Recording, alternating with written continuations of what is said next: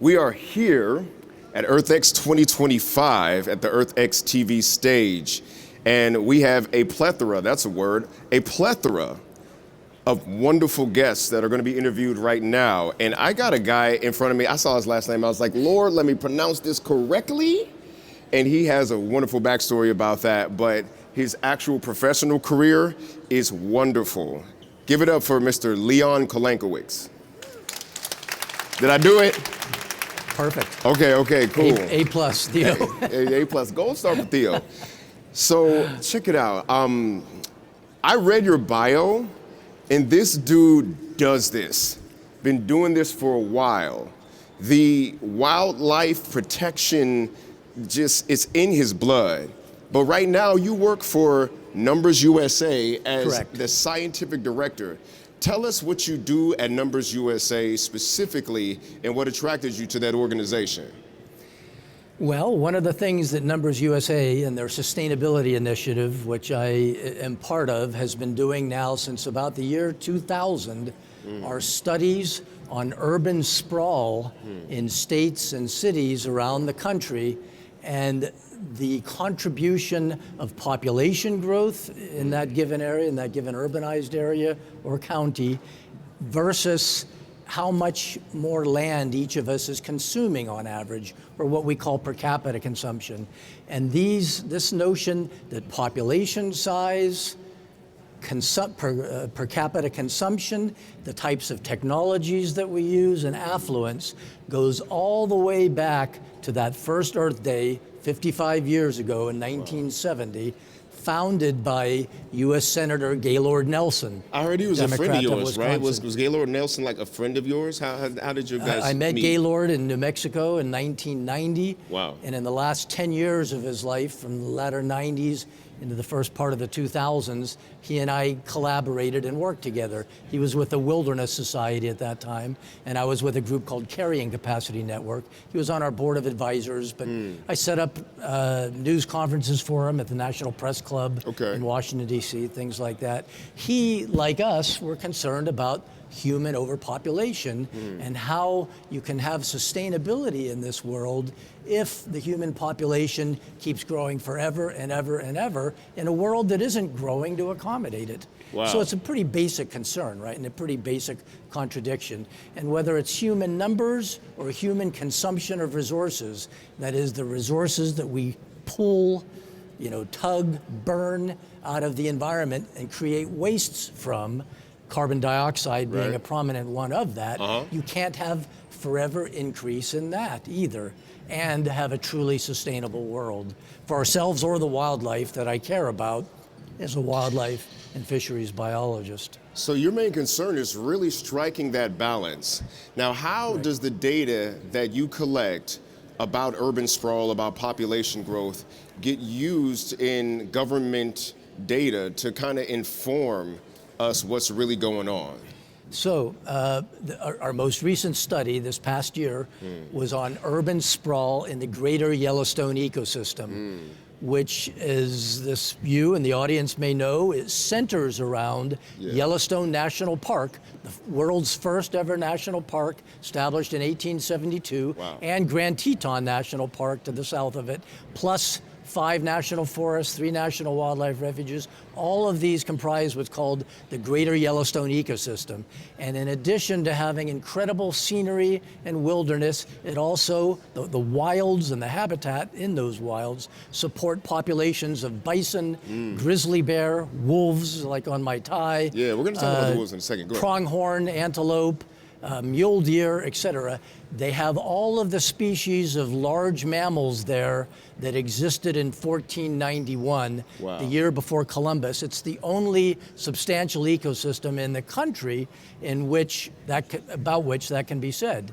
And so the trend, the unfortunate trend in recent years and decades, is that population growth, increasing numbers of people living in the area on the private lands in this ecosystem, which is about 25% of it, you can't develop these federal lands, the national parks and forests, but 25% are ranch lands and pasture, and more they are being converted into subdivisions. Wow. As people move in from California, from Texas, from Darn other Californians. overpopulated states. Yeah. I'm a former Californian myself, so I can Right. speak to that. I no Right. longer live there. Right. At any rate, so we did a study on sprawl in the greater Yellowstone ecosystem, and just 2 weeks ago, for example, they had a meeting, public meeting, 150, 200 people at the Museum of the Rockies in Bozeman, Montana, at Montana State University, to discuss these findings and what the implications are for how do we control this sprawl that is devouring the wildlife habitat that these species like elk, Rocky Mountain elk is one of the most famous ones, depend on, because they can't survive the harsh, forbidding winters in Yellowstone itself. They have to come down to the lower areas. At any rate, so the results of our studies, our findings, get given to officials, policymakers, elected and unelected officials and so forth, and members of the public, and they can decide what they want to focus on at the local level and at the national level to control sprawl, to ultimately, we would hope, acknowledge that you can't have population growth forever in a county, a state, or the United States as a whole, or the world as a whole, for that matter. So population growth is probably one of the most difficult ones to figure out how to deal with. Right. This is a tough situation that we're in. And I'm wondering, what do you see is perhaps the biggest obstacle for the population or maybe government entities taking this data seriously enough to act on it and see what we can do? Because there seems to be a lot of concerns about that. It's a very sensitive issue in many ways. The population issue, at the time of the first Earth Day, was on everybody's lips 55 years ago, including the founder of Earth Day. But since then, there has been a backlash to the idea that we can't have population growth forever, right? And it gets tied in with other third rails in society: the immigration issue, the abortion issue, the birth control issue. Oh, which you're is talking on some heavy things right now, sir. Very heavy things. So people, environmentalists included, would rather not address this and would rather to continue to stick their heads in the sand, because you take a lot of flack. You have to have thick skin. Fortunately, I have thick skin. All right. I have been bad-mouthed and maligned many times on this issue. Right. And, I just take it in stride. I feel lucky to get to work on something that people get passionate about, even if it involves a lot of name-calling. Right. Well, listen, see, here's the thing. So your data is talking about that direct confrontation when humans and our settlements encroach into wild areas. Now, I'm from Colorado, so we have some of these issues right now. People's poodles getting snatched up by mountain lions and things like that, right? And so what I'm trying to figure out is, when you first got involved in this, what made you decide that you wanted to take on such a difficult fight? Like, where does that passion come from? Well, in good part, I've been involved. I was with a group called Zero Population Growth. It doesn't exist anymore. It changed its name to Population Connection. I can see that. Yeah. Back in the 70s. Right. So a long time ago. And at the time, the U.S. birth rate was coming down. The total fertility rate was declining to a replacement level. Yeah. And then I went and joined the Peace Corps. So I got sent to Central America as a Peace Corps volunteer. I read that. I met and married a Central American woman from the lovely little country of Honduras. Oh, yeah. Beset with problems, but a great place. My two sons are half Honduran via her. And I was living then in a country that was in the throes of a population explosion, right?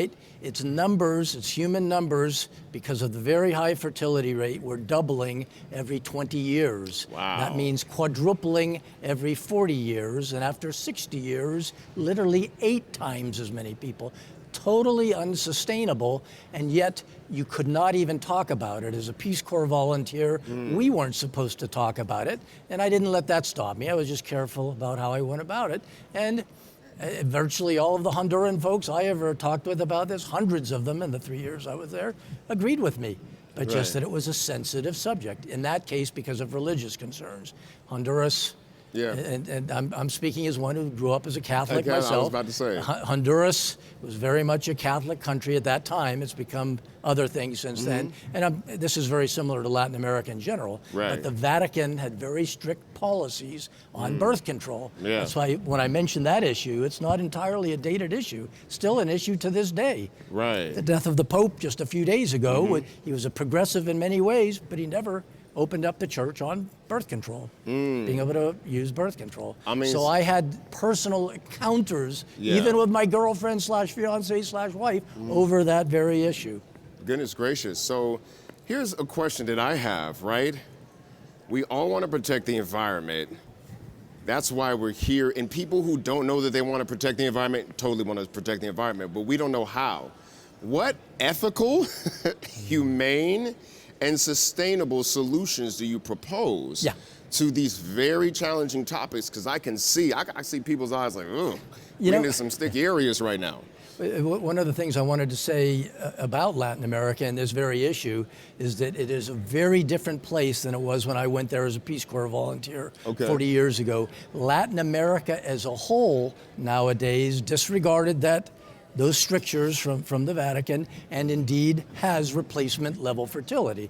Now they still have a lot of population growth from something we call population momentum. Mexico, for example, I believe has a total fertility rate of its women at 2.1 or even below. That's the replacement level. Honduras, the country that I went to, was 5 to 7 when I went there in the mid 80s. It's like 2.5 right now. That is live births per female. So tremendous social change. And I don't believe in getting caught up with the population issue alone. I'm a wildlife biologist. Yeah, I was going to ask you I've worked a lot to protect and conserve and manage wildlife populations, wilderness areas, both as an advocate and as a professional working in these areas. I write environmental impact statements and environmental assessments on all federal projects, right? Their effects on not just wildlife, but human populations as well. So I don't believe in focusing just on the population issue. It's just, It's a consumption thing. Well, it's aggregate consumption. Aggregate consumption. And that, the other side of the mirror there is aggregate waste emission. Again, we grab resources from what we call environmental sources, from the earth, from the forests, from the soils, fisheries, et cetera, and we put those through the economy and then convert them into waste products, right? Got you. Byproducts. And again, CO2 is the most famous or infamous of those right now. Got you. So, and no, but here's the thing. What you're talking about is the rough stuff that humans can do.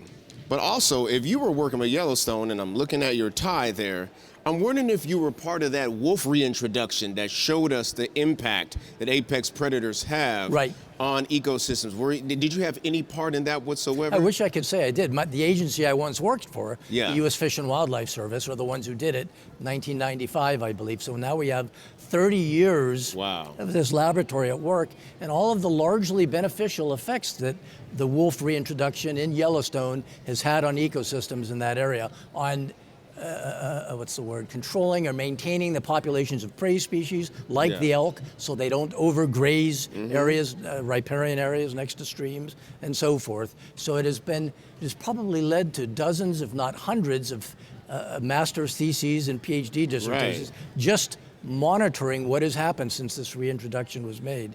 And so that actually gets us to another great point, the whole notion of rewilding. I'm very much a believer in rewilding. Yes, sir. And to be able to rewild, you have to have not sprawled onto places in the first place, right? And again, that's where the human population factor comes in.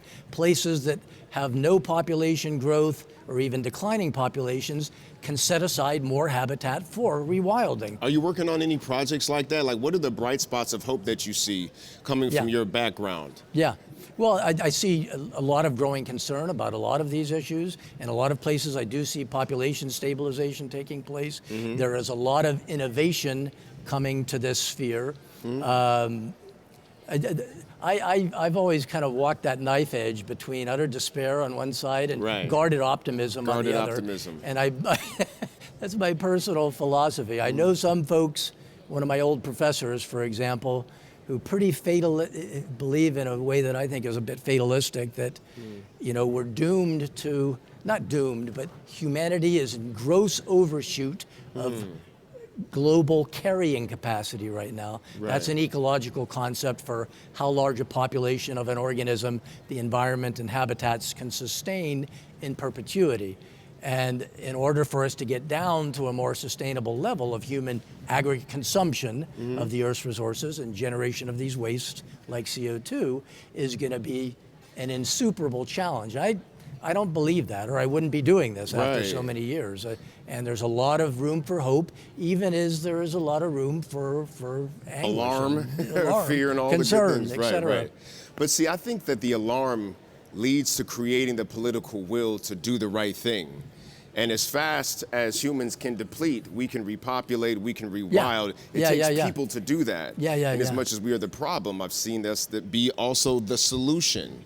So are you working on any exciting things right now that might be solution-based that we can kind of get excited about too?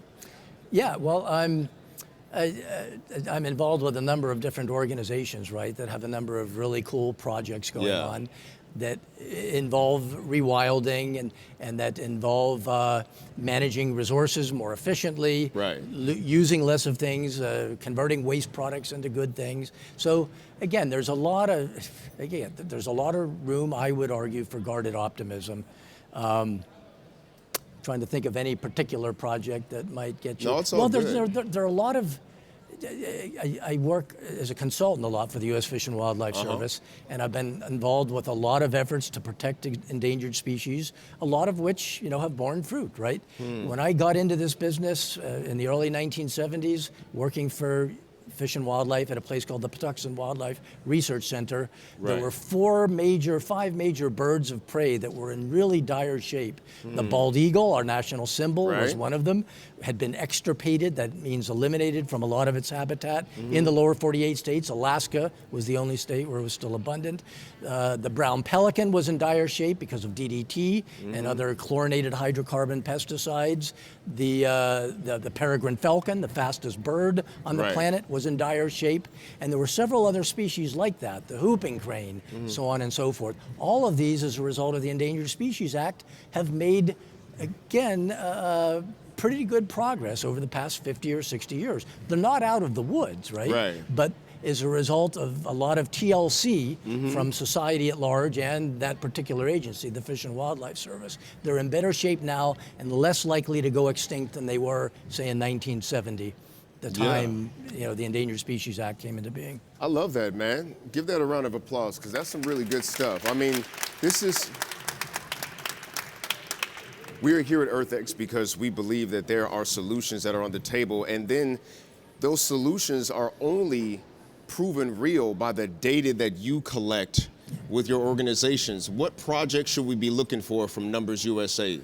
Well, right now I'm actually working on another sprawl study on sprawl in the Chesapeake Bay watershed. The Chesapeake Bay is the largest estuary in the United States. It's mostly between Maryland and Virginia, but the watershed encompasses about 5 other states, including New York, Pennsylvania, Delaware, West Virginia, etc. And it's what happens in that watershed, how much sprawl and how many impervious surfaces there are, for example, that will affect the quality of the water in Chesapeake Bay, and therefore the oyster populations, the blue crab populations, the human communities that depend on those, to harvest them commercially or to fish them recreationally.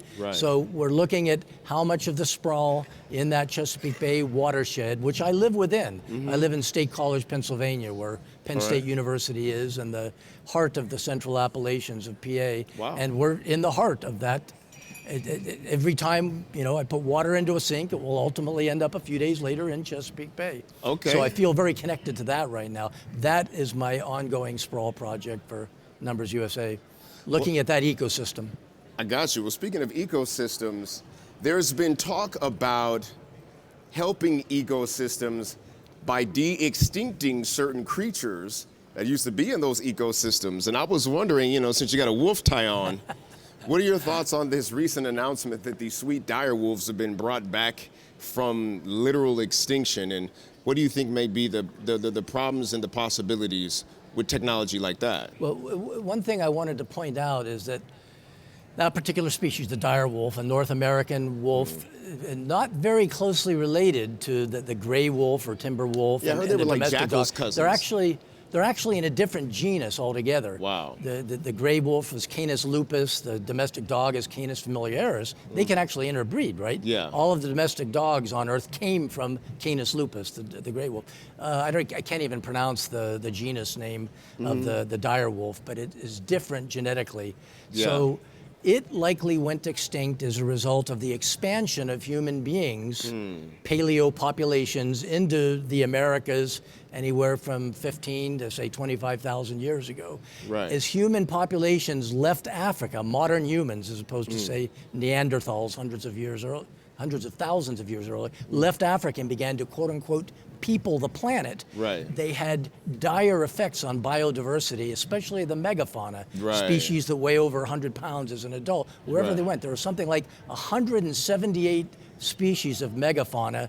And again, I'm talking about things like the giant sloth, Right, the woolly saber-toothed mammoth. cat, the dire wolf, Yeah. the woolly mammoth, the Colombian mammoth, the American mastodon. There were like 70 here in North America that went extinct after humans arrived here. Right. And again, our forebears here in Eurasia, wherever, were not trying to drive anyone extinct. It's just that nature had created this supreme predator when it produced human beings, right? Right. So our ancestors, even with technology no more advanced than spears and later on bows and arrows, and very, very small populations compared to what we have now, was able to do this over thousands of years. And again, they're just trying to survive themselves. No one is Right. casting any blame here. Yeah.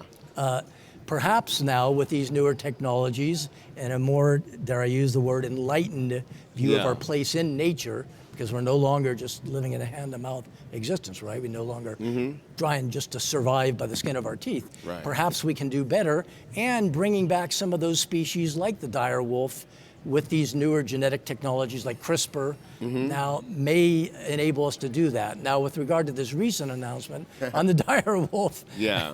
I'm not sure it really is a dire wolf. I think Right. they edited or replaced 20 Like 20 genes, genes, with yeah. those out of hundreds or thousands, For sure. thousands I believe, or tens of thousands known to have been in that creature. They say they're the ones that most distinguish it from the gray wolf. And Right. we'll see. But, we're just at the start of this. Right. One of the bigger ones that the same group, I think, says they're going to do They do is the woolly woolly mammoth. mammoth. Now listen. When I was a little kid, tragically, my favorite living mammal was the African elephant. My favorite animal of all time was the woolly mammoth, which was already extinct. Right, so I right. came into this world crying for something that no longer existed. Man. I thought it was because of the Ice Age. It was probably related to what's called the overkill hypothesis, Right. humans hunting them, perhaps Darn in addition humans. to climate change. Yeah. But at any rate, so there's hope that we can do a better job, and I believe in holding on to that hope, and we have some evidence for it. We know better and we begin to do better. And now all this technology that came from us fighting for survival can now be used to fight for the survival of other species. And who keeps track of it? Organizations like NumbersUSA. Leon, it's been incredible, sir. Thank you, very Theo. much. Thank you. Thanks, folks. Appreciate that.